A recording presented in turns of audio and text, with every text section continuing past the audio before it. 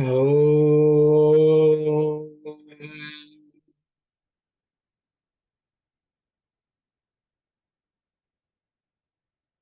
Oh.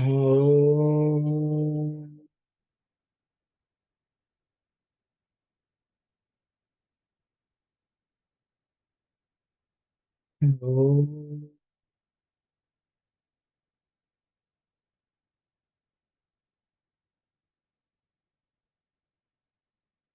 Hello, everyone. Just to recollect what we were discussing last time we were this on the study circle. Swami is talking about Nirguna Bhakti and Saguna Bhakti, and he is equating them to the right and the left feet of the Lord. And he also said that the Nirguna Bhakti is the right foot, and the Saguna Bhakti is the left foot. And for us to reach moksha, the Nirguna Bhakti or the right foot is essential, and that's what would enter moksha, and will be followed by the Saguna Bhakti, also the left foot.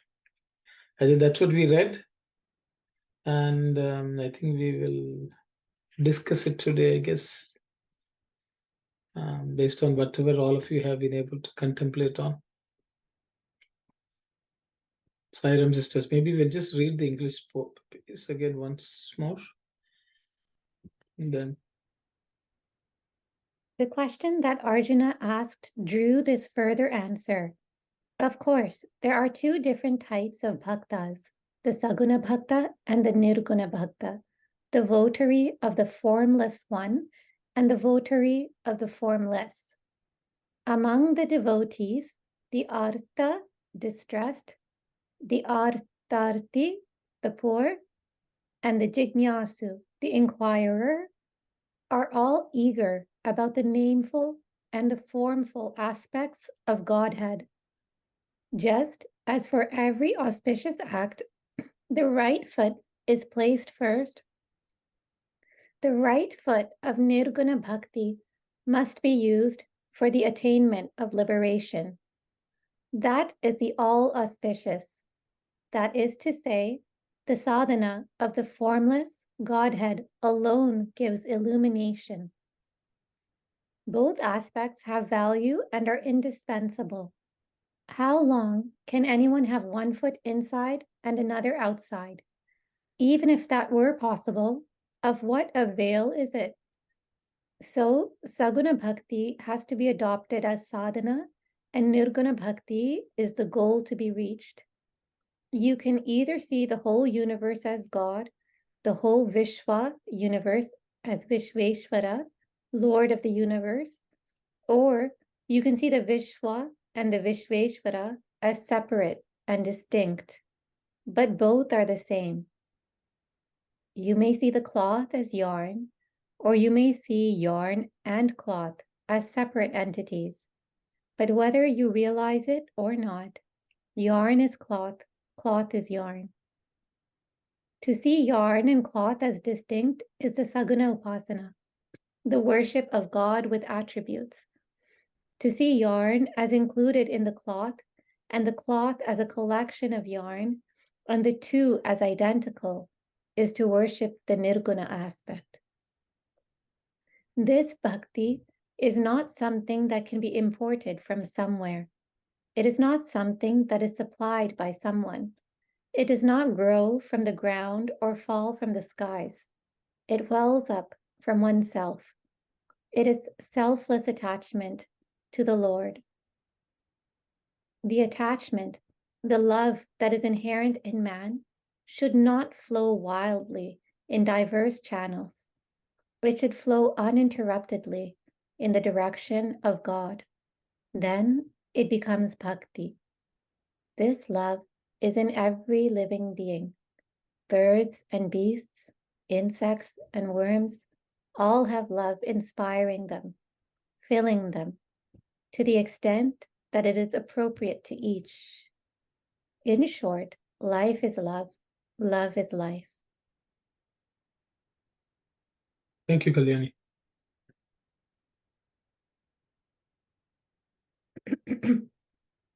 Uncle, Yes. when it says Nirguna Bhakti is the goal and Saguna Bhakti is the sadhana, meaning that we can't really practice Nirguna Bhakti. That's the goal, like through Saguna Bhakti we get there, is that right? Yes. So there's no need for us to try and practice that or anything like that. We should keep that as the goal and practice Saguna Bhakti.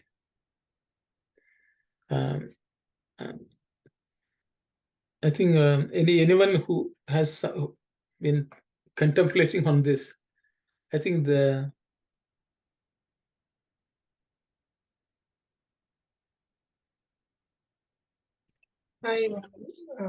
just to share, I don't know if it makes sense, how I am seeing this.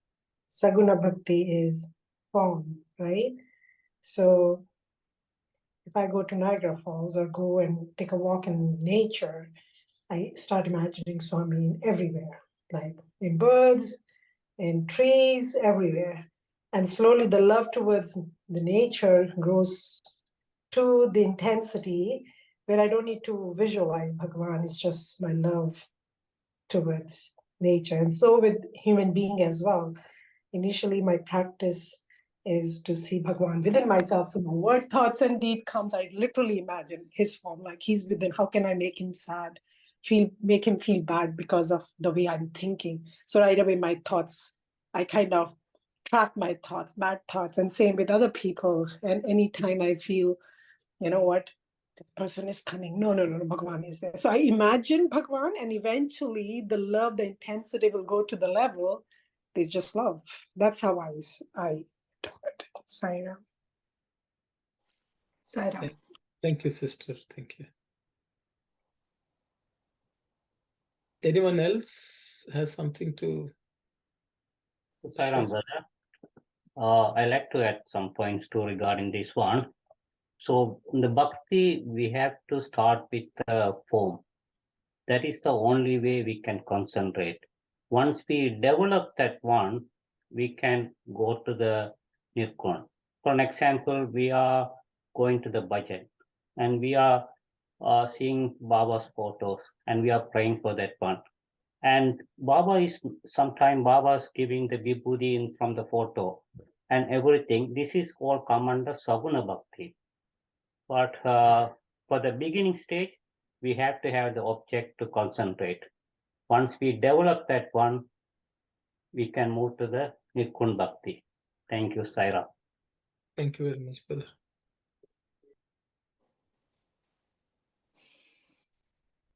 Anyone else would like to? And also just like when Swami's saying, how long can anyone have one foot inside and another outside? So exactly what type of person is Swami describing there? Or what scenario?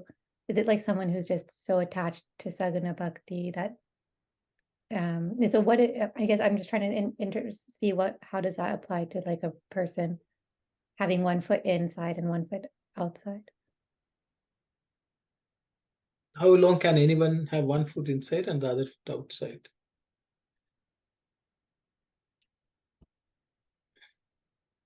Okay, Kalyani has asked this question. What is Swami maybe explaining to us with this one foot inside, one foot other side? How long? Sairam, sister. I think this is really a transitional period, Didi. 1 foot outside, eventually you would go inside or outside, You cannot really stand 1 foot inside, one foot outside. It's harder, even we try to stand like this. This is abnormal stage. It's not a normal stage. That's why either you would tend to go inside both leg or you will return back to outside. So Swami is telling that even this Sahuna or the Nirguna, this is really in the Sahuna stage. it's in the starting stage, and the Nikuna, it could be that maybe that is our goal, but in between 1 foot and inside and outside, that is really a transition. Normally it would be a very, very temporary stage. That's why Swami is telling that you cannot really in that stage. So that's what I got it from here. Either you elevate yourself to go inside, or completely you withdraw yourself and come in the outside. Thank you, Saira. Sairam. Yes, Sairam. Auntie, please go ahead. One cannot go on with the Saguna Bhakti forever. We have to reach the Nirguna Bhakti. That's what Swami is trying to. Of course, for the first entrance to the door, we have to keep 1 foot inside and one foot back, and then both will come inside. So then Saguna Bhakti, you cannot go on forever in that. Our ultimate goal is to reach Nirguna Bhakti. That's what I try to understand. Saira. Thank you very much, Auntie. Can I add a question to question? Just because since we are discussing, do we have to try to be, yes, the objective, we have to reach to Nirguna. So we have to make that conscious effort, or if we sincerely do our sadhana, so following Saguna Bhakti, will it transition like smoothly without we knowing? Do we have to make efforts towards that? Or it's just if we do sadhana, sincerity, purity, full devotion, it will reach to Nirguna? Just a question. Okay, thank you, sister. So sister has asked another question, whether we should be on the left foot and then the right foot will naturally go inside, or should we try to put the right foot inside? Yes. I think if we just skip on the left foot alone, will the right foot one day land? Is I think the question sister is asking, similar to what Kalyani asked. Another aspect, version of the same question maybe. But Sister Shivani's question is, can we just travel on the left foot and then the right foot will suddenly one day land?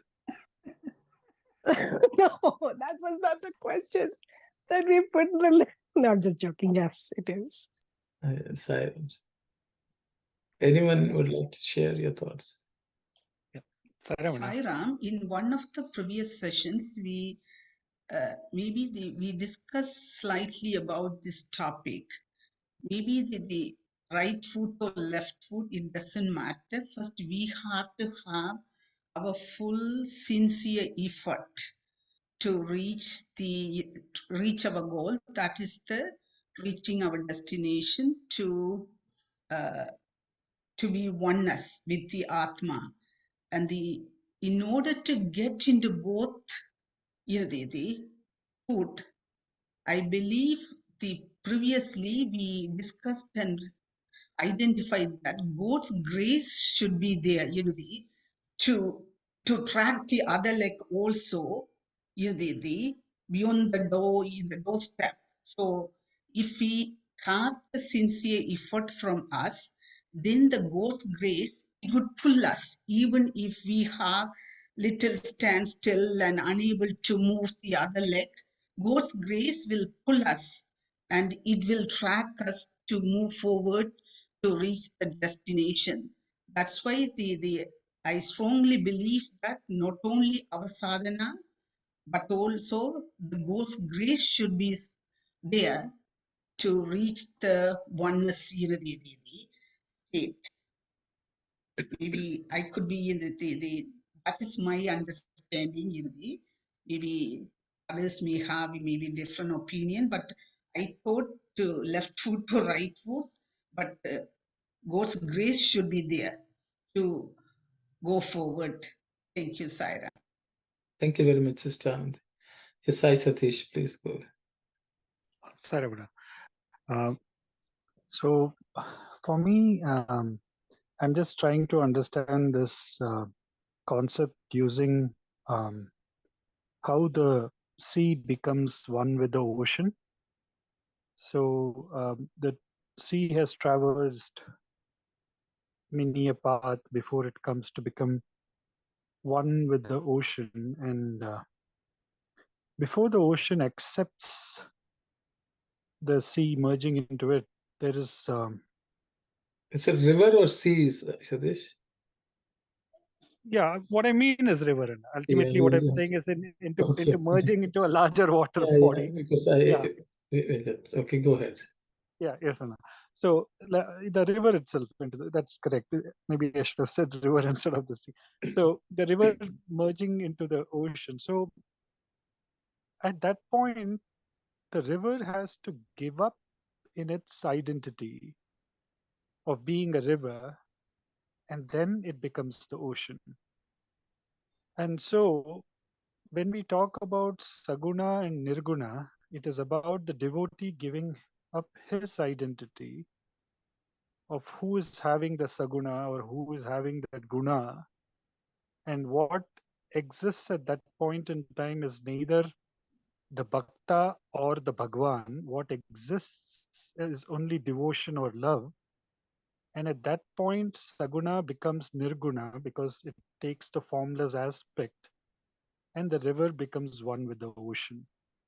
So as long as the Bhakta is there and says, I have bhakti, that means Bhakta is different from Bhagwan, and this bhakti is a connection. But when the river dissolves and becomes one with the ocean, there is neither the Bhakta nor the Bhagwan, there is only that love. So that is where, so long as the individuality of the small I exists, still Saguna holds on. But when the small I dissolves in the capital I, Saguna becomes Nirguna, and it's more about the Bhakta still having the trace of, whether we call it a small I or a small bit of ego or whatever we want to, there is an individuality that exists which differentiates. And that's where I think Bhagavan Swami is saying that Nirguna is the destination, because once that small I dissolves, nothing other than the capital I exists, and that is where it becomes like the absolute. That's where I think the left leg automatically follows the right leg, and there is no more of a person saying I exist, because it's all God and God alone. Sairam. Thank you, Sai Satish. I think just to I don't know, reiterate Kalyani's question. What does Swami mean by right foot inside, left foot outside?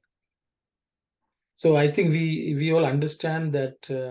I think the question is Nirguna Bhakti is the right foot, which is inside. It's almost merged. But the left foot is, if we have reached Nirguna Bhakti, which is the goal, then the left is, which is a sadhana, or Saguna Bhakti. How do both these coexist at some point in time? Is it? I think Sister Anandi said it's a transitory stage. I think Kalyani's question is, when Swami says how long. So should we make an effort on Nirguna Bhakti? And that again brings us back to Sister Shivana's question: can we just do Saguna Bhakti and pray that with Swami's grace we get the Nirguna Bhakti? So what are we to do? What is our role? And what does Swami refer to as one foot inside, one foot outside?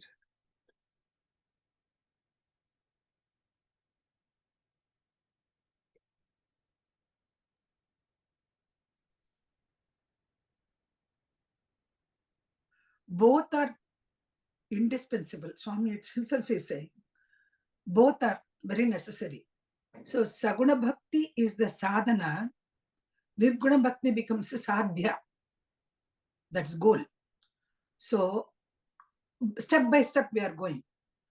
Of course, once and for all, we cannot imagine the formless God. So we have to first step in with that Saguna Bhakti, with a form, with all the attributes. We think of him, and then slowly and slowly we can reach that stage where we can concentrate on that formless Nirguna Brahman, the formless God. That takes a long time for us to, because we get so much used to the form. Without the form, our minds cannot reach that. So maybe with sadhana, that's a sadhana, and then slowly we can reach that sadhya. Sairam. Thank you very much, Auntie. Yes, Brother Thasan. Yes, Sairam, brother. So, Saguna Bhakti is important just to concentrate. Once we concentrate, then we can control our mind with Saguna Bhakti only. Then once we concentrate one pointness, then you can see your Atma yourself. And that time you will reach to the Nirguna Bhakti stage. Thank you, brother. Sairam, brother. Sairam, thank you. Yes, Aunt Saku. Sairam to all. It all depends on the devotee's mind and his needs.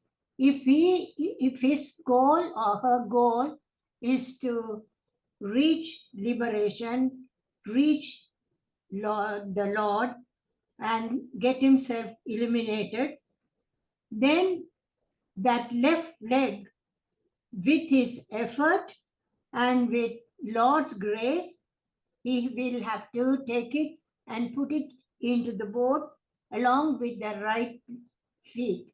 So it all depends on the condition, mind condition, the goal. First thing, for any achievement, goal is important. It all depends. If he or she doesn't have the goal of liberation, and they are very contented with the saguna, sadhana, praying lifestyle, then they will be staying there for a long time. How long? It all depends on their devotees. Thank you, Sairam. Sairam, Auntie, thank you.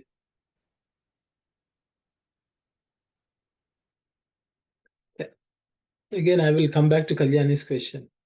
How do we have Nirguna Bhakti and Saguna Bhakti at the same time and going back and forth, or having both the feet? I think that's the question. And I think all of us have sort of understood that from Saguna, we have to go to Nirguna. But what is that state of having one foot inside, one foot outside? I'm repeating the question. Kalyani, I hope, I don't know whether you got the answer. I got the question. Have you got the question? Yes, I think I got the question.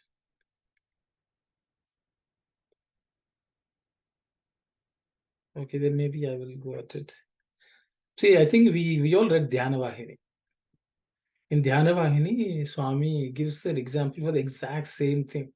It's actually a revision of Geetha Vahini, where he says, we should be able to have a state of meditation wherever we go. It's not only on the mat. On the mat, you can sit and do meditation, but ultimately, you should be able to meditate anywhere you go. Even in the thick of everything in this world, you should be able to meditate. And then Swami says, then he gives the analogy of learning to drive. Learning to drive, Swami says, first you have to go to a very open ground where there's no distraction, nothing. You learn to drive. And so you practice, learn to drive, then practice there.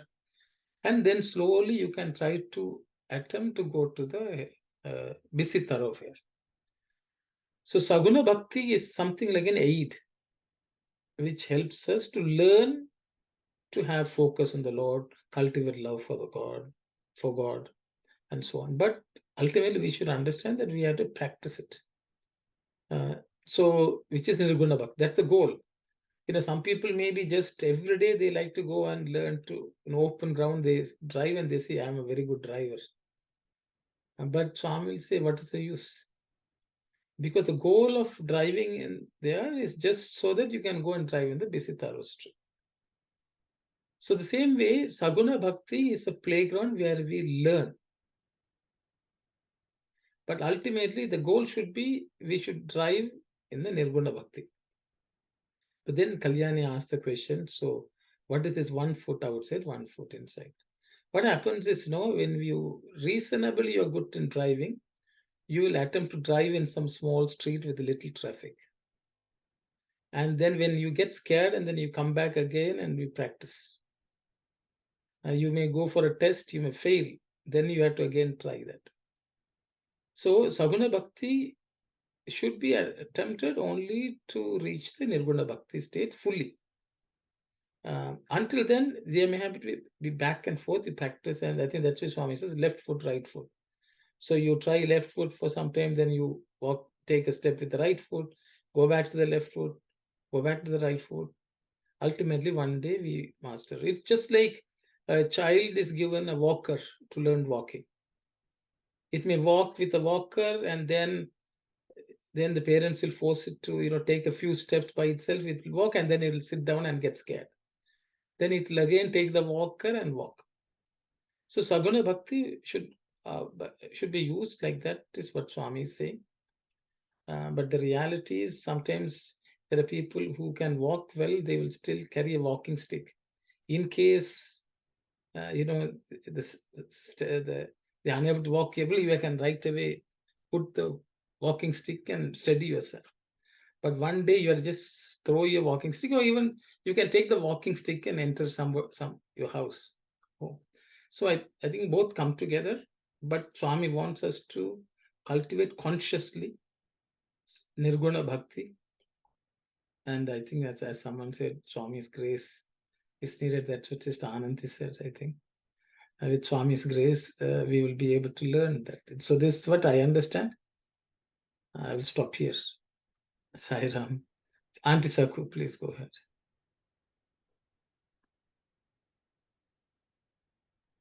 Sorry, I forgot to remove my. Okay. Yes, Brother Yo Kumaran.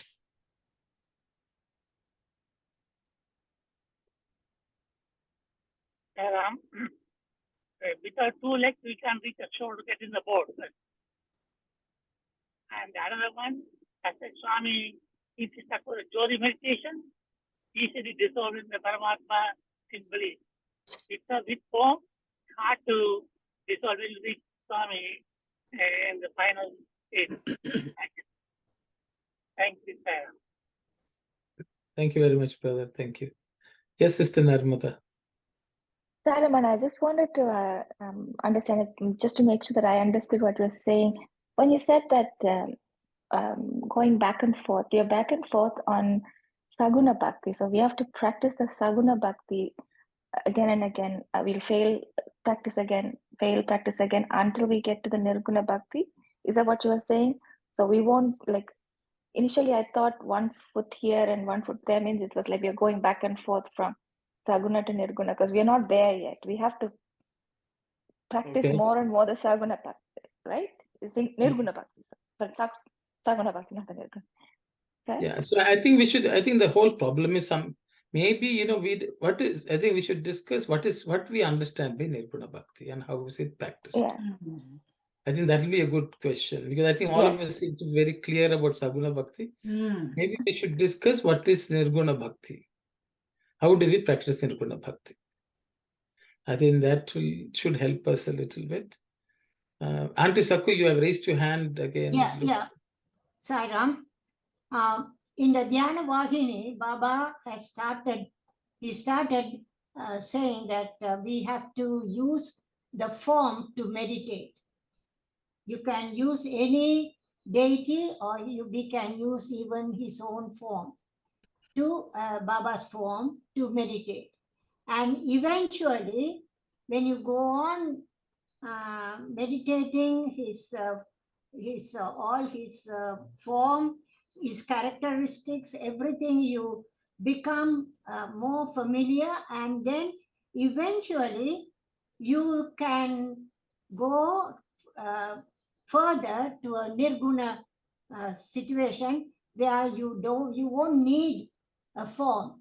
Eventually you You can sit anywhere and do the meditation. So at the beginning, Baba himself has said to start with the form. That is Saguna Bhakti, where you use the forms, objects, or anything and meditate and do everything, and eventually you will start removing the forms, and only then you will stick to the characteristic. That's also will vanish. Thank you, Saina. Thank you, Auntie. But I just wanted to clarify something. Swami has used the word Saguna. He did not use the word Sakara. Sakara means the form. Swami is attributeful and attributeless. How do you worship the attributeful Lord? And how do you worship the attributeless form? So I think I will just go around. What does anyone think? What is Nirguna? How do we cultivate that bhakti? Do we have an idea? I think that's it. Okay, stop here. Siren. Uncle, would it be like what you mentioned, that story yesterday in the Sanskrit class about seeing the presence of the Lord in every activity, and then the act, and as also what we're kind of learning in the Bhagavad Gita study as well, like removing the gunas from the karma and just doing the karma itself. Yes. So how can we see the Lord? I think if the question is, if we ask anyone, do you see the Lord everywhere? But we are still seeing a Lord with some qualities. It still falls into the guna.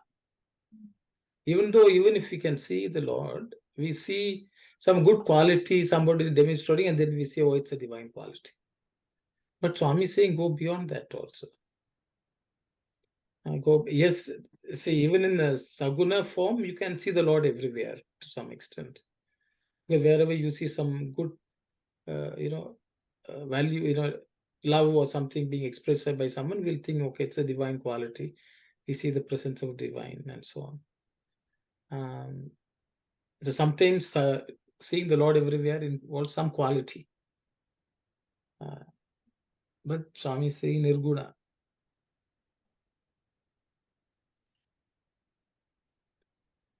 Sairam. Yes, Auntie. Here in the Geetha Vahini, I took down notes. It wells up from oneself.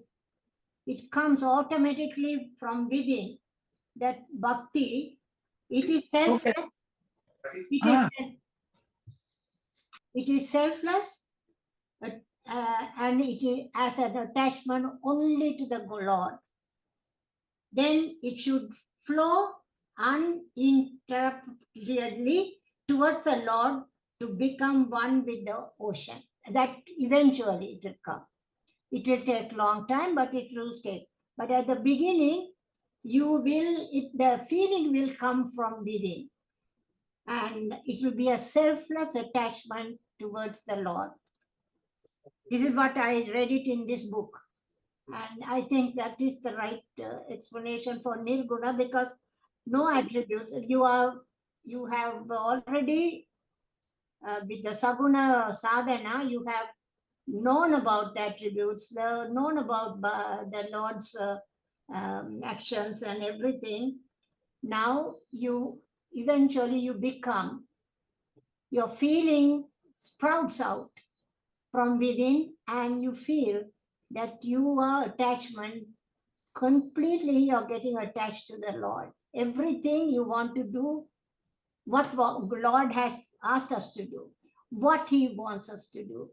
And that kind of a thought mind comes everything. It's Baba. Everything is Him. What He has told, we have to practice. No matter how hard it is, we have to practice. That is Nirguna Bhakti, where there's no difference. No yarn, no cloth separated. It's all one. And that feeling is Nirguna. Thank you, Saira. I may be right or I may be wrong, but what I have understood, what I feel. Thank you very much, Auntie. Yes, Sai Satish. Hi, Ramana. So, what I'm seeing, no attributes state is where there is no distinction between attributes. So, we don't, it is a state where the distinction between good and bad ceases. And so, a conditional approach of when somebody does good and has divine or godly qualities, we love them, and somebody does wrong, we obviously the mind tends to go in a negative direction. So going beyond that bias where there is no distinction, it is unconditional love that exists, making no distinction of attributes, making it attributeless is what I am saying. So basically it coming down to literally the love all, serve all, help ever, hurt never, or in terms of a Vasudhaiva Kutumbakam kind of an approach where it is not a conditional approach that comes with a particular response of a person, how they react or how they respond, but it is an unconditional flow of selfless love, which is not limited to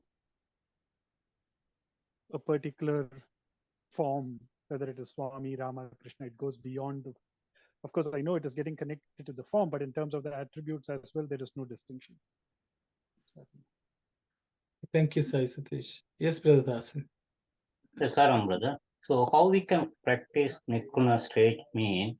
So Swami is saying, how long you going to do the with the form prayers?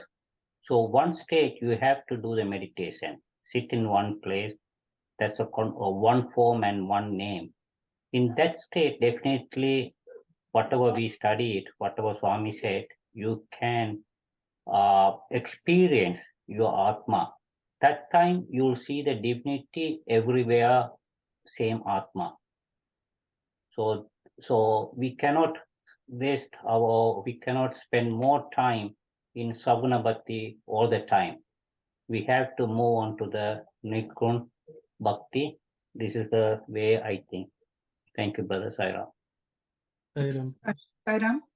Sairam, Auntie. When you mentioned that, Swami is mentioned here saying only Saguna, not Sakara or Yes, Nirguna, Nirakara. He didn't say that. But when we say about Saguna, we automatically, the mind can imagine the form only. Supposing I say Karuna Sagara, Daya Sagara, when I say that, automatically the mind will go to a form where, Krishna or Swami is Karuna Sagara, Daya Sagara. When we attribute these attributes to a particular form, I feel Saguna and Sakara always side by side, it will come to us. Though Swami doesn't mention here. And then Nirguna Bhakti, when we say that, it's formless. Oh, sorry, attributeless. When Swami says Nirguna means attributeless. And attributeless Brahman, it's only at the beginning of the creation when Brahman created the whole universe. Before he created, he was in it's an aspect. That's all we can say. It's a principle. Nirguna is a principle. Nirguna Brahman is a principle. Afterwards, we find that creation taking place. So to go to that level, and wherever we see, Swami gives the example of Vishwa and Vishveshwara. So when we start seeing Vishwa as Vishveshwara, there is no distinction at all. So that stage when we reach, that we can say it's Nirguna Brahman. But for me, when I say Saguna, the attributes, I automatically bring in a form. That's what I want to admit. Sairam. Thank you very much, Auntie. I don't know how many of you remember chapter 20. Swami talked about Saguna Sakara. Mm. And there, actually, Swami talked about Saguna Nirakara. Oh, There are 9 attributes which Swami spoke. I don't know whether anyone remembers. we don't remember it. Sorry. Because, see, Swami, unless we go back to that, Swami has clearly said, what are the, I will just for the sake of everyone, I think I will, Swami talked about Kavi, Puranam, Manushwashita, Yeah, that's Kavim Purana. Anuraniyam, Mahato Mahiyam, Yeah.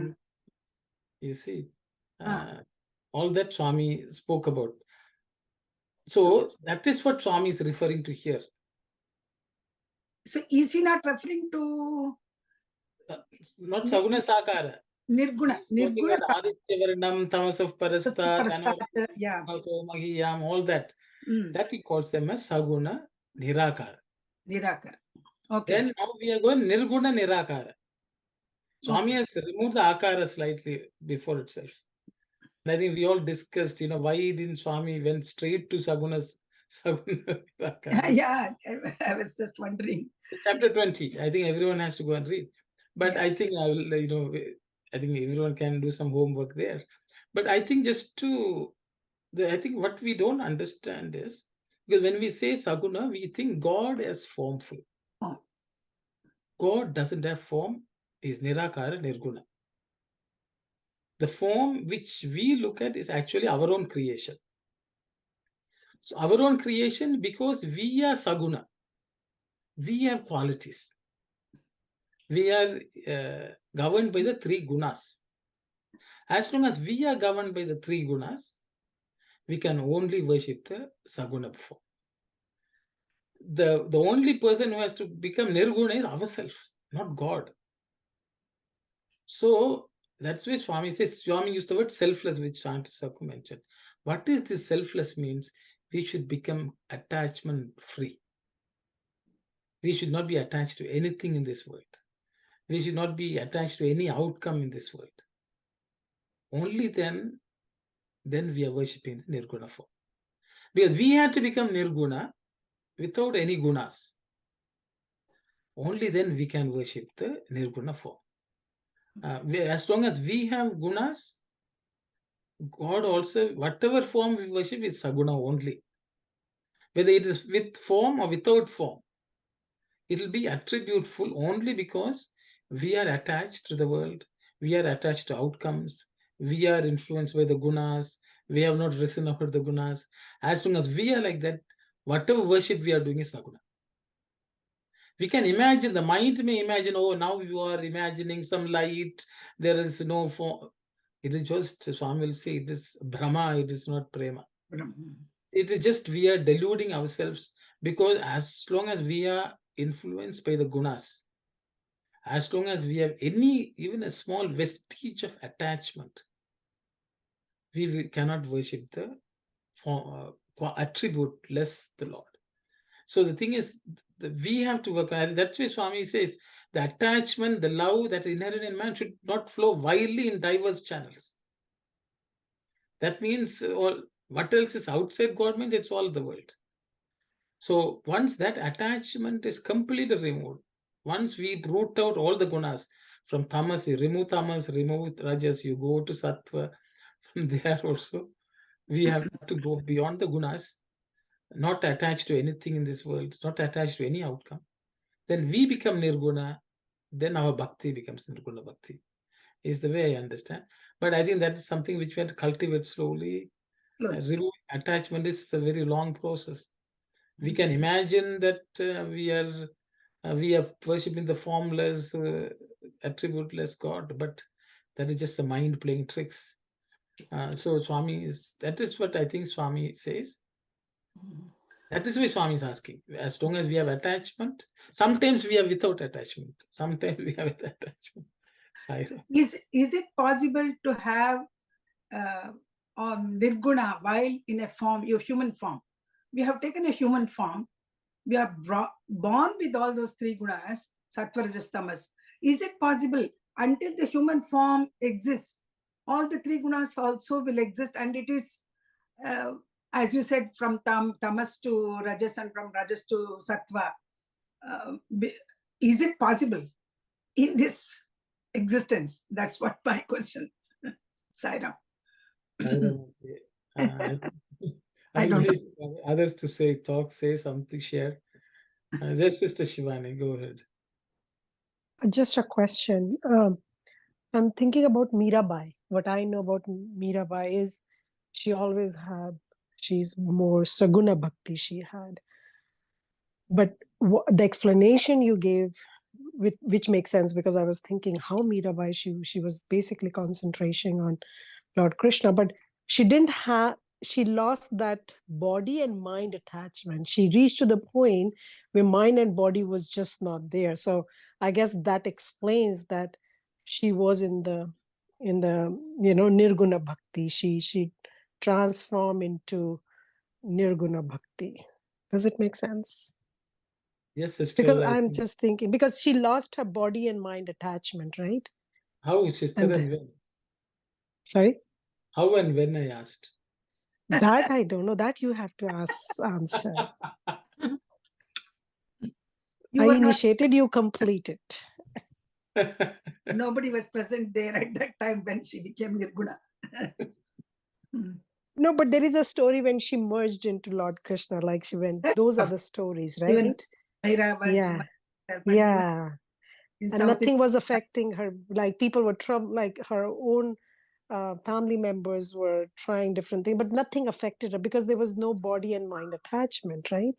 So that consciousness, that pure consciousness was always there.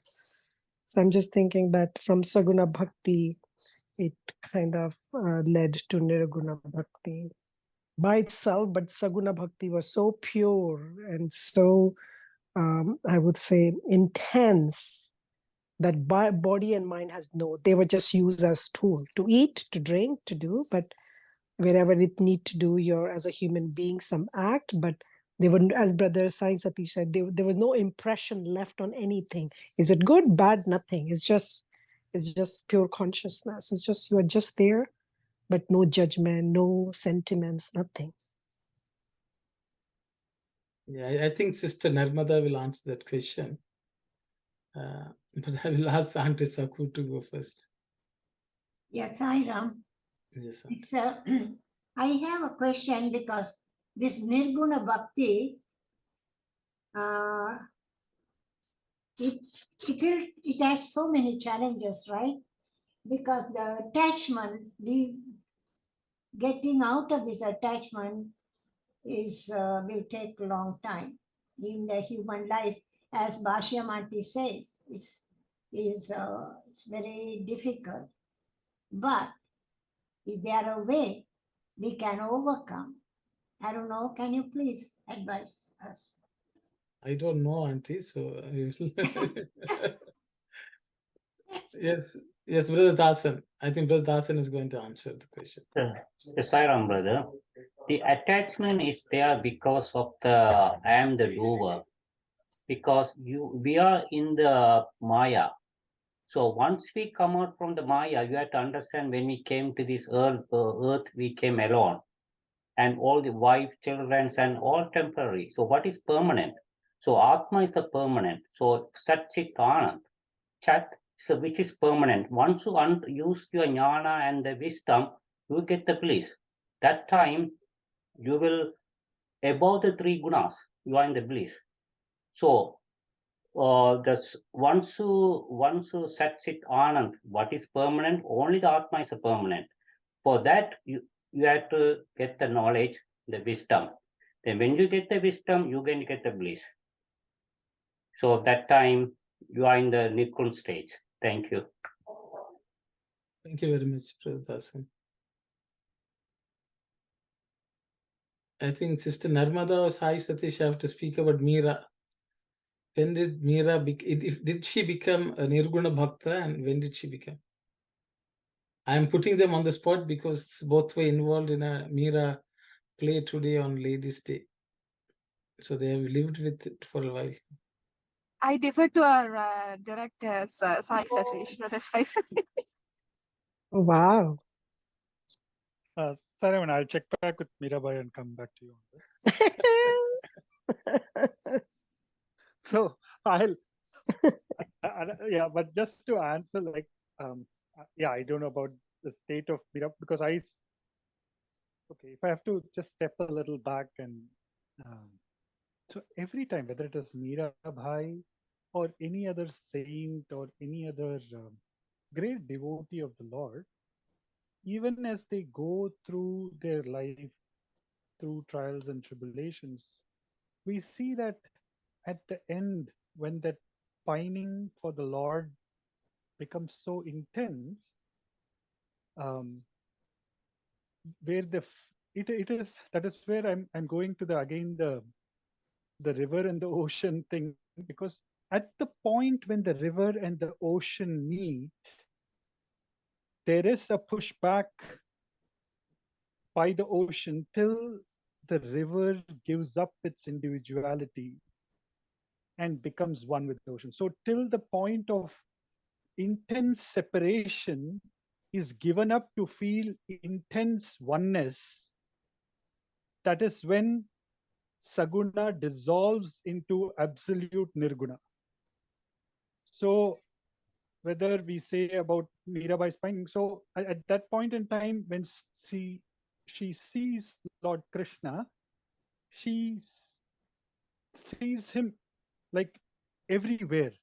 Everywhere means what? Whether it is inanimate or with life, everything is filled with that Krishna consciousness, which is what, whether you call it as Krishna consciousness or you call it absolute consciousness, where even there's literally like, we don't again restrict it to Krishna, but absolute Godhead. So that transition comes where, like what you were also saying, sister, where the mind, as long as the mind exists, then the separation exists. When you go to that level of amanaska state, then it becomes beyond attributes, because there is nothing called a mind that will cognize attributes, and that is where the oneness happens. So I would say at every point that where we feel that intense pining for the Lord is a point where no doubt that intense pining is absolutely wonderful because we are yearning for the Lord, but that also gives that point of two and not one. And when that also got shattered and it was absolutely one, it becomes attributeless, it becomes nirguna. And that is where I think the left leg follows the right leg fully inside. That's my understanding. Thank you, Sai Satish. So I think I will, yes, Auntie Sakhu. Yes, Sai Ram. I think when you lose you have to have control over your mind, your words, your thoughts, and your attachments. Then you become much calmer, much peaceful person. When you attain that peaceful feeling within you, then it is easier to feel the presence of God within you. That is the stage, I think it's called Nirguna. I am not sure. Maybe that is. So I am thinking we have to control all our vices, the manas, walk, the sarira, body, attachment, everything, attachments and all the feelings. You have to bring it down and make more peaceful within you. Then it is easier to develop much better Nirguna Bhakti. Thank you, Sai Ram. I think so. Thank you very much, Auntie. Am I right? Swami had to tell you, Auntie. So I will go back to the Mira question. You know, Sister Shivani introduced the Mira. See, Mira was already a Nirguna Bhakta to a great extent. You know, even though she was in the temple all the time, she was losing herself, forgetting the world, and everything was so perfect her devotion, we can't even imagine, that is the level of her devotion. But if that was her devotion, why did not she merge with Krishna? I think that's the question. Because the reality, Swami has spoken about this actually. Swami, how these are examples for us to follow. So Meera spent her entire life thinking of only Krishna. And that was the undoing also, because her husband's family hated her for that. But she worshipped the formful one only, the Krishna, Giridhara Nagara, who was in the temple, Nagara temple, which he was installed at her own, pleading by her husband. But she used to lose herself in thinking of the Lord. But the reality was that there was some small strand of certain, feeling that, she has to adhere to the world was holding her back. And the Lord, of course, in such times, he comes to the rescue. He creates situations, circumstances, and Tulsidas is supposed to have told her, let no one come between you and the Lord. And that little strand which struck her, tied her to the palace, snapped. After that, there was absolutely nothing, no attachment whatsoever. She was fit for the merger. So with that right foot, she went over the way to Brindavan. Recently, I was listening to discourse. Apparently, she didn't even see Krishna. She just merged it. Swami says, when she reaches that point, why even Krishna had to come? Why a form of Krishna is needed? Because she became so... That is why she reached that state and she merged. It was in 2005. For the Kerala Youth, Swami is giving talk. That very nicely Swami explains about Meera, how her devotion is, how she lost everything, the attachment to the world, and that point in time Krishna just made her merge in here. So I think there was something holding back. A small, fine, it's I think Sai Sathya's argument, that's the cow.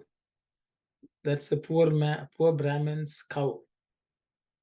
It has to be snapped. It's become a hit story. Huh? It's coming back several times. Because that's all. And so Meera was, of course, a bhakta. Maybe, he had the left foot was just still dragging behind, Krishna made sure that also gets in, and that was it. She merged. So that small attachment also was let go. So ultimately, the bhakti is the same for the Lord. But as long as we have attachment to the world and we are affected by the gunas in this world, it will not come through. But I think all great bhaktas reach that point. And our goal also should be that we should cultivate slowly detachment, mentally at least. Even if we still live in the world, cultivating detachment, thinking of the Lord more. I think it's the only goal. As far as that's my understanding. Don't think that's... I'm just sharing my thoughts, Saira. Yes, Sister Aruna, I think your turn. I'm trying to understand one thing here, okay?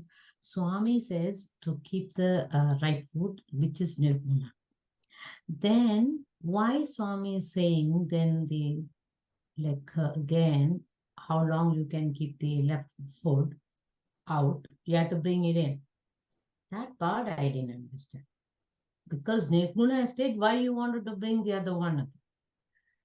Why was Swami talking about keeping one foot outside? Sister, you are talking about chopping the left foot and then going in? No, see the brother, for the nirguna stage only we are keeping the right foot. Yes. So then Swami say, how long you will keep the left foot is not matters. You have entered, right? Your right foot. That's all, right?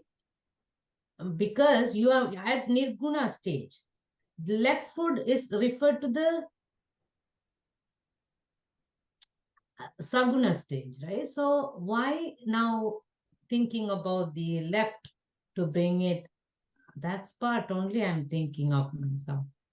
You know, how long you are going to keep it, kind of, because you are at Nirguna stage. Why thinking of bringing? I don't know. I'm just asking that question. I didn't understand that, Swami. How long then you are going to keep it? Also, one question, right? I think you asking Sister Kalyani's question again. So I'll ask Kalyani whether the question is still remaining a question, or did she have something to share? Yes. So I think, Uncle, from what you said earlier, what I understood was that it is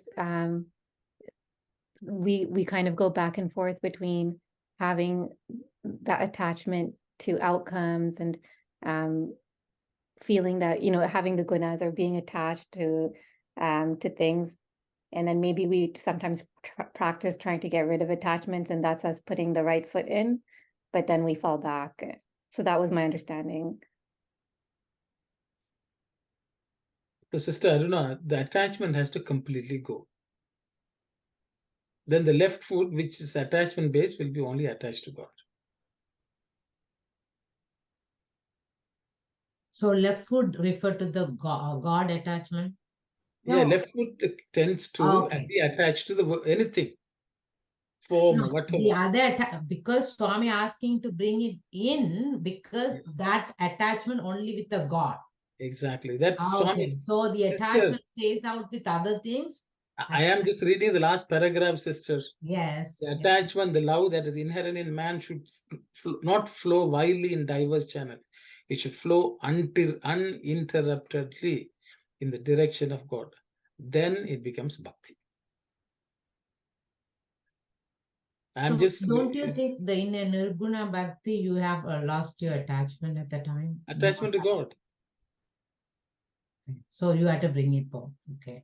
Attach yourself to Realization is the right one, and bringing no attachment is the left side, with only with the God attachment. Okay, great. Thanks. I'm just reading based on what Swami has said in the paragraph, because Swami is trying to make it all understand, intelligible to us by all these explanations. So that's why he's saying this bhakti is not something. See, Nirguna aspect. The last paragraph is talking only about how do we cultivate Nirguna bhakti. Swami, this bhakti, that is this Nirguna bhakti, is not something that can be imported from somewhere. It is not something that is supplied by someone. It does not grow from the ground or fall from the skies. It wells up from oneself. It is selfless attachment to the Lord. Okay. The attachment, the love that is inherent in man should not flow wildly in diverse channels. That means it is outside. It has not entered. It should flow uninterruptedly in the direction of God. Then it becomes bhakti. This love is in every being, birds, bees, insects, etc. So that I'm basically, all what I'm talking is based on that paragraph only. So Swami is telling, give up all attachments. Then you enter.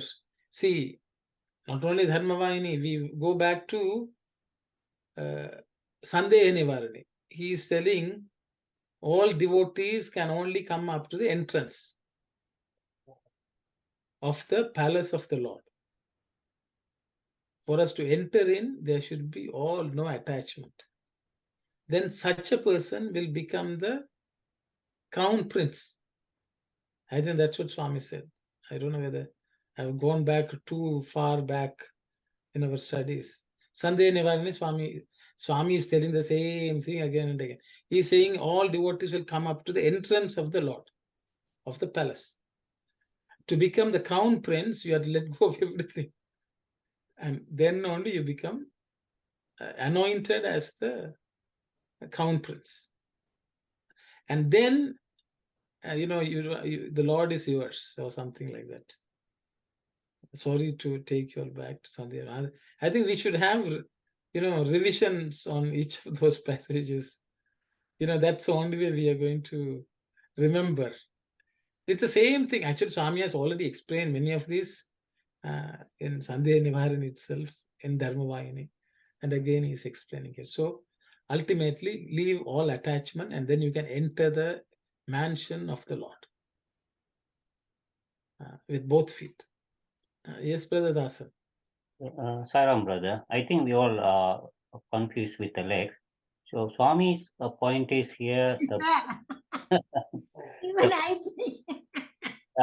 the Nirgun and Sakun both are good for the spiritual side. Both are going to elevate us. But we have to understand the Nirgun is the ultimate goal.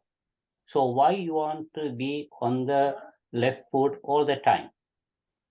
So you have to be the final goal. You have to go on the Nirgun stage. Thank you, Brother Saira. Sairam, I don't know. You confused us so much. The left leg, is it Saguna Bhakti or Nirguna Bhakti? Inside is Nirguna Bhakti, outside is Saguna Bhakti. Shouldn't it be like that? He's putting two legs on two places. So, Auntie, because I confused, I will ask others to clarify. I am confused, really. It's okay. Mani Auntie, you want to say something?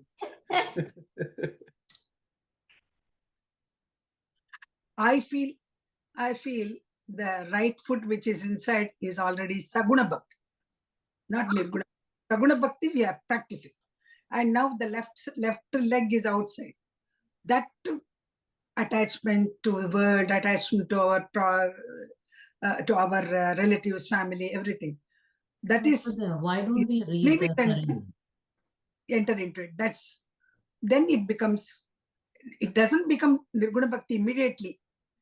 Both the legs are there, only up to the threshold of the Nirguna Bhakti. Only up to the threshold. To enter into it, we still need some more sadhana. I feel this way. Sairam. Sairam, brother, why don't we read the Telugu for that particular portion? Okay, we will read. I don't know with Auntie, we didn't read the third one, I guess, no? Do you mind just saying, starting from the beginning of the slide in Telugu, just because we did it quite quickly last time? Okay. Do quickly.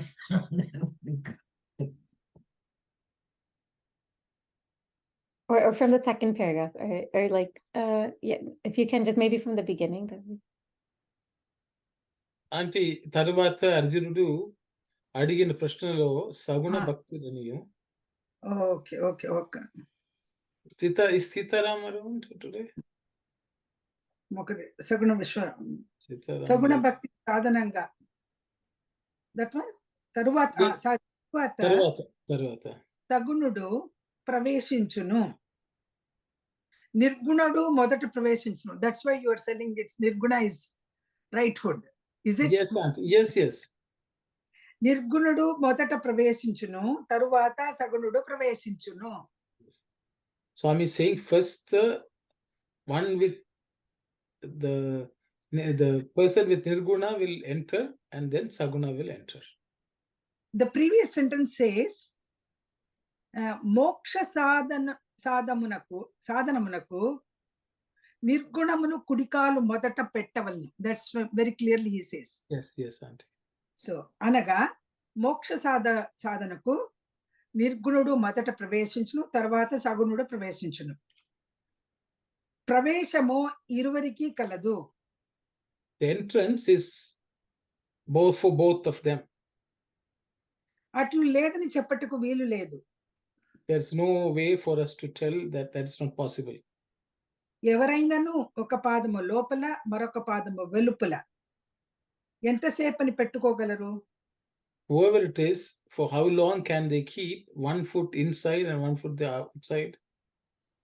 అట్లుండినను ఏమి ప్రయోజనము? Even if they have it like that, what's the use? కాన సగుణ భక్తిని సాధనంగాను నిర్గుణ భక్తిని సాధ్యంగాను తలంచవచ్చును.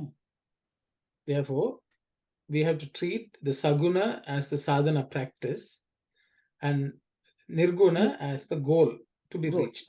సాధ్యం అనగా నిర్గుణనుకు విశ్వమంతయు విశ్వేశ్వరుని వలనే కనిపించును.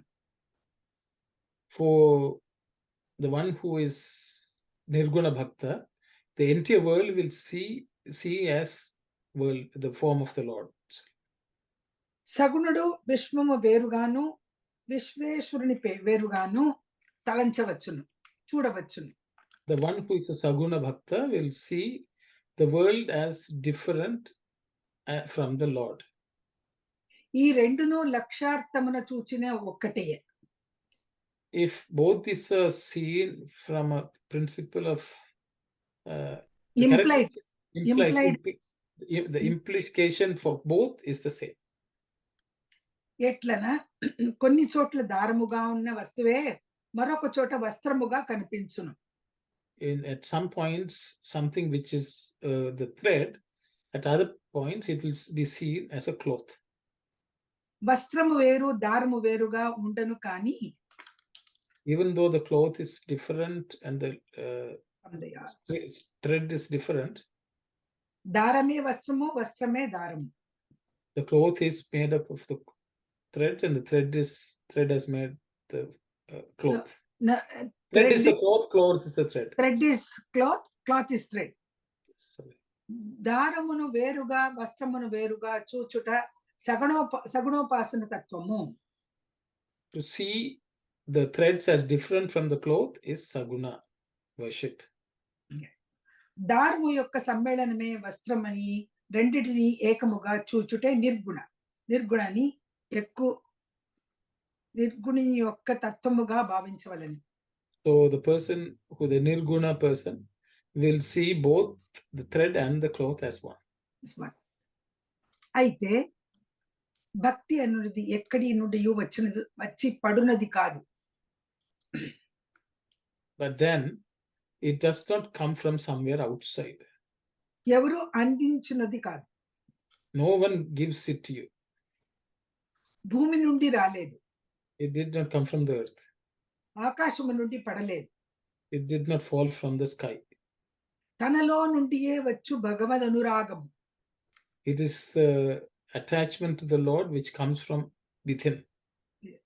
భక్తుని లోని ప్రవృత్తి, లోని ప్రేమ వృత్తి ప్రవాహము చెల్లా చెదరై ప్రవహించక భగవంతునిపై ఏకోన్ముఖగా ప్రవహించిన పేరు ప్రేమ ప్రవాహమే భక్తి అని పిలువబడును. The love which is within one person, which well up and without flowing into other directions, flowing towards the Lord alone, is called bhakti. ప్రేమ సర్వ ప్రాణుల యందును కలదు. Love is present in every living being. Oh, I think it's not red. I think it's red, auntie. ప్రేమ లేని జీవ లేదు. There is no living being without love. పశుపక్షి మృగాదులకు క్రిమి కీటాదులకు కూడా వాటికి తగిన ప్రేమ వాటికి ఉన్నది. Even the animals and birds and insects and worms, all of them have love which is commensurate with their form. వెయ్యేల ప్రేమే జీవనము, జీవనమే ప్రేమ. What else? Life is love and love is life. Yeah, that's it. So now Swami, what he's saying is, first our goal is moksha sadhana nirguna bhakti. So Swami is clearly saying it's for the person, for a sadhaka, it is the nirguna bhakti is the goal. So for the nirguna bhakti is the goal. That's why we are keeping the right leg first. Right foot out. Yes, then that's where the saguna bhakti has to follow. So that is the way the explanation now goes, right? Yeah. Okay. So now it is. So that's the goal, and the other one has to remove and come to that. Yeah. Thank you. First goal is set. Goal is set for us. Yeah. Then you cannot go to nirguna bhakti and come back to bring this saguna bhakti in. So first, that is treat as a goal, as a right. Yes. Yeah. But to reach that goal, you have to do a lot of sadhana. Mm-hmm. See, one thing what you don't understand, even if we put the right foot inside, for us to move, we had to push the left leg to move inside. So the Saguna Bhakti is equally important to push us forward in the Nirguna Bhakti also. Yeah, correct. To move forward. So that is the only way we walk. So each one has to, that's why Swami used left, right, left, right. In other, confusion now. Okay. In even Sandhya Nivarani, again I will go back. Swami is talking about swimming. Swami says with each hand you have to push the water back. With Saguna Bhakti also you push with the left, right hand, left hand also you push. Put both you have to push one after the other. And that is the way you travel forward. That's another simile which Swami has given, how we swim. So Saguna and Nirguna both have to complement each other and we move. But at some point, you give up attachment to the world and attach only to the Lord. So Saguna Bhakti can be treated as a prop. It Yes, can sir. be a prop Yes. until Yes. you reach Yes. that Nirguna Bhakti. Yes. Yes. Yes. But if we continue to say, no, I need the stick to walk, then we are stuck. Arun, at my age, I need a stick. If I throw that stick away, then you will always be in trouble. No, you will merge. Yeah. That stage, I don't know whether I have reached that stage or not. Until I have got that support, I feel that support is there for me. Auntie, the Vibhuti Mandram, all of us chanting will take you to the goal. Oh, you are all there for me. Yeah. We are there for you and I don't know. Thank you.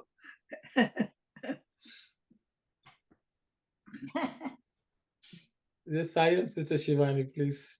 Question, going back to the discussion we started. Thank you for great discussion and explanation.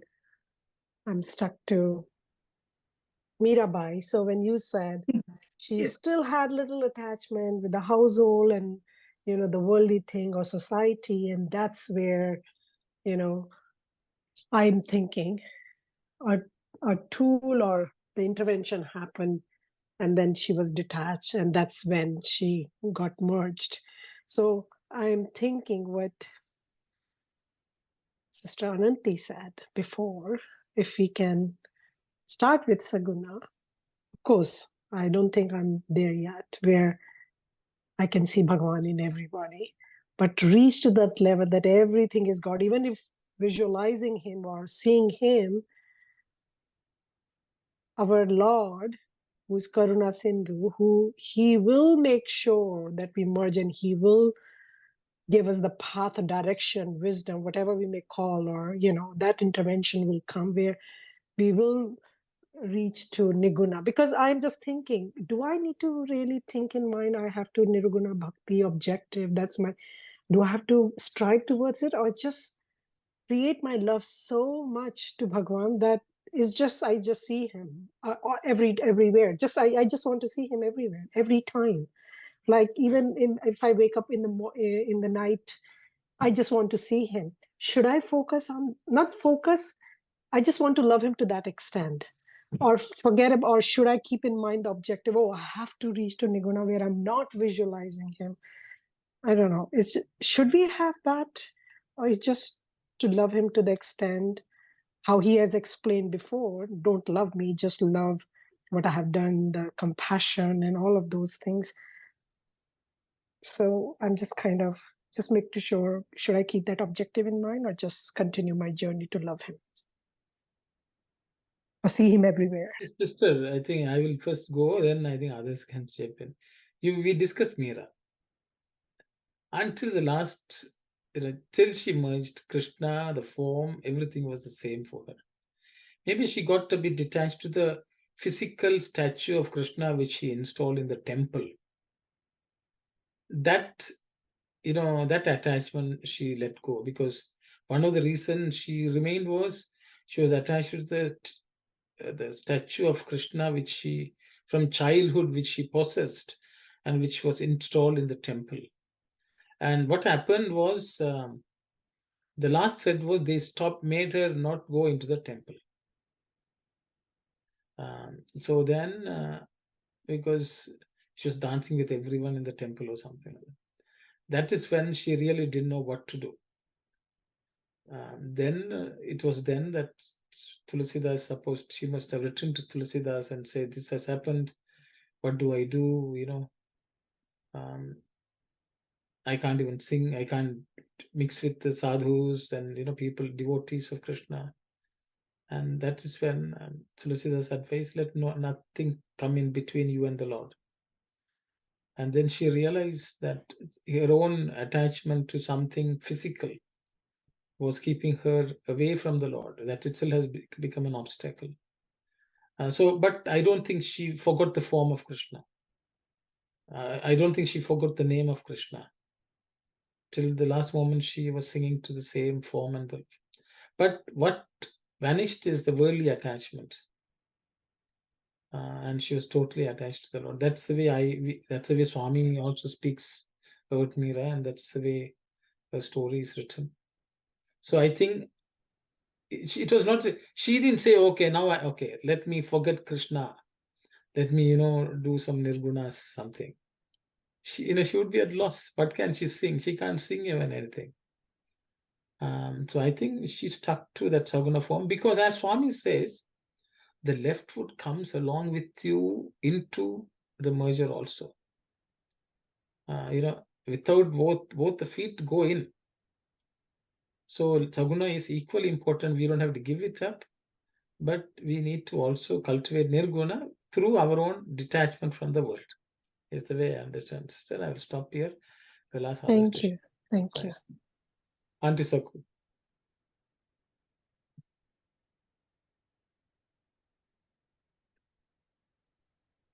Sairam. Yes, Auntie. Now, this getting attached. Now, like Mirabai and all the other devotees, they were not able to, they were pulled back because of the worldly attachment, some kind of a problem that comes and drags them back. The same thing happened to Trinavakar sir, Manika Vasagar. Is it so? Did they also, because they also had to go through so many hurdles to finally merge with the light. Did they face any kind of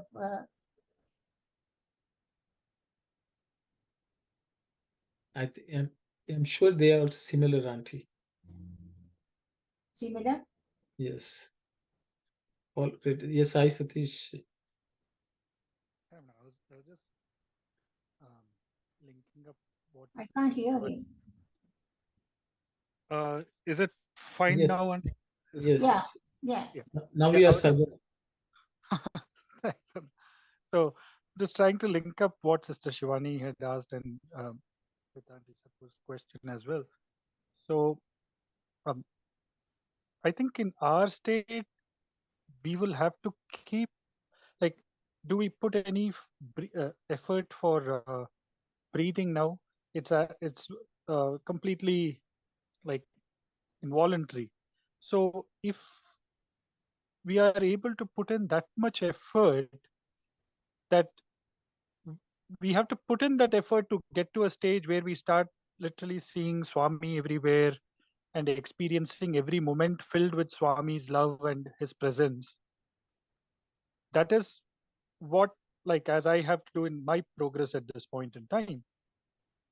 But if you see in the lives of, if it's Mirabai or even Ramakrishna Paramahamsa, they are at the other end, where I would say in Ramakrishna Paramahamsa's case, he had to literally take upon a stomach ailment so that he could maintain his body consciousness and not absolutely drop off in that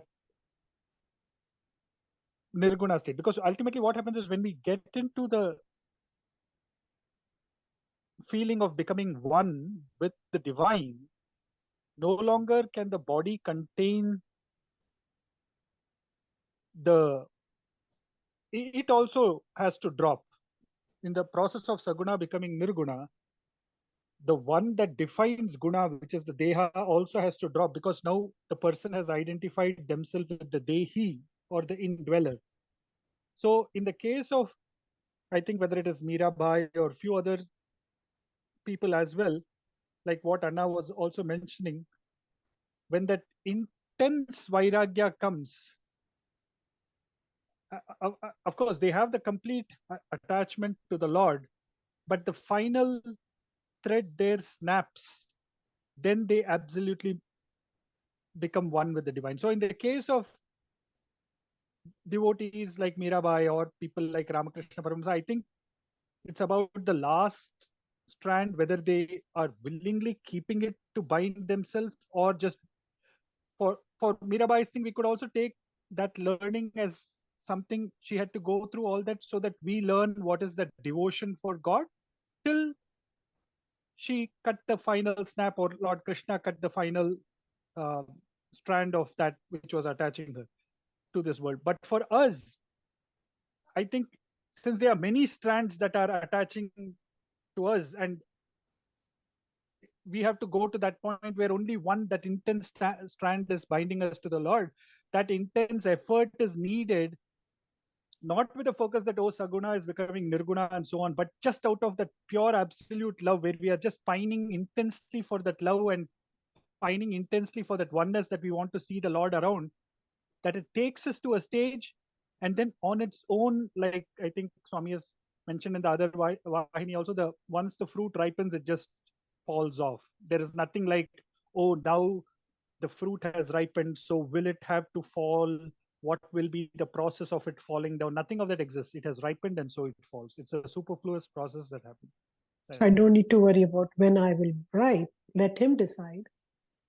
My job is to just go through the process of getting ripe. Am I kind of reaching to the point where he will make sure he will pluck that fruit, which could be me? Yeah, yes, sister. And at that point, there'll be nobody to say that you are that fruit. Yep. Thank you, brother. Thanks. Thank you, Sadish. Brother, just a question. So just a question in regards to the Mirabai story. So Mirabai reached to her stage at the time is the sannyasi stage. Am I right, brother? Yes. Because she left everything behind, Exactly. right? Sannyasi stage. So the form she attached is the only one, is the Swami, the Krishna statue, right? Krishna. So, Krishna. The statue only, right? Not the name only.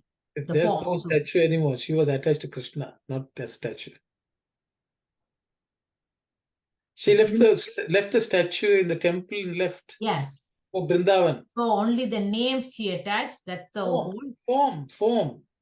Okay, form. Okay. The real Krishna. Real Krishna. Okay. Not the statue. So that means she didn't. She has to come to the Vishveshwara stage. That's to see everything. To see. That's why she went to Vrindavan. She still went to Vrindavan. Yes. Okay. The way we go to Prashantinali, same. Thank you. Yes, Sister Kalyani.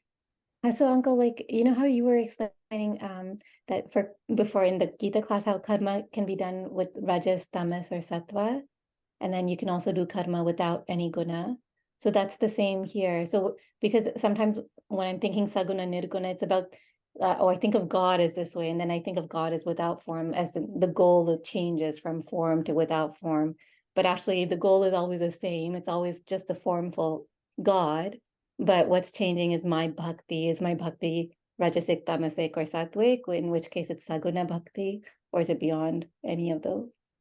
Yeah, it's tattvavit na sajjate. The one who knows the fruit, is never attached. Because he say guna gunaihi vartate. The gunas are in the world of gunas. He is beyond that and is not attached. It's the same thing, so we lift the gunas away. Everything is offered to the Lord, no attachment whatsoever to action, to people, to things, to outcomes, nothing. You just do whatever shows up in front of you and go unattached to the Lord. And yesterday you were mentioning how, like, if you go to bhajans and you're thinking all these different things, your focus is not on God, your focus is on the. Sometimes we think of the Lord. Mm. Sometimes that's the right foot. I have a question regarding that. But it's more left foot than right foot. Yes, Sister for Shivani. 4:30. It's already 4:30. But 4:30 I think we will hold on to that thought. What Sister Kalyani said. It's a great question. Okay. Going to Sai Center for bhajans And think not of concentrate. Yes. Think of the Lord only. Only the Brother, Lord. I believe we have to. I believe that in order to reach to that level, I have to take a year sadhana where I'm not meeting with anybody to get so strong, because I'm constantly interacting with people. I believe I'm lacking my sadhana. I believe I have to really kind of not shutting down with my family, but minimize interaction to the level where I have to grow internally to become so strong. When I go there, I just see Bhagawan, nobody else. But not to go there, it's affecting me, because people around me will say Shivani doesn't come to Science Center anymore. She doesn't love Bhagawan anymore. So we'll talk. Yeah, we'll talk because we'll talk. Next week we'll discuss. Yes. You see Swami in everything, right? Thank you, Sandra. Sorry. Okay, we'll close with Samastaloka. Sorry about it. I know it's an interesting topic, and it's something for us to practice. We'll continue the discussion next week. Sai Ram, everyone. Oh, Samastaloka Sukhino Bhavant.